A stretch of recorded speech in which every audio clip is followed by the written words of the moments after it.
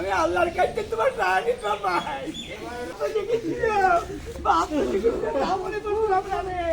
রাজবাড়ী কুষ্টিয়া মহাসড়কে চাঁদপুর ব্রিজের নিচ থেকে ইজিবাইক চালকের মরদেহ উদ্ধার করা হয়েছে। 11 জুন চন্দনা নদীর ব্রিজের নিচ থেকে আসলাম প্রামাণিকের লাশ উদ্ধার করা হয়। তিনি পাংশা উপজেলার যশা ইউনিয়নের চর লক্ষ্মীপুর গ্রামের কেনু প্রামাণিকের ছেলে।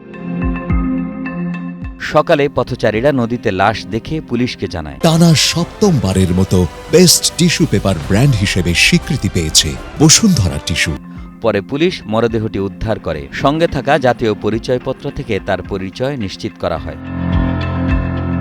পাংশা সার্কেলের সহকারী পুলিশ সুপার দেবব্রত সরকার জানান, ধারণা করা হচ্ছে ইজিবাইক ছিনতাই করে তাকে হত্যা করা হয়েছে। তদন্ত করে পরবর্তী ব্যবস্থা গ্রহণ করা হবে।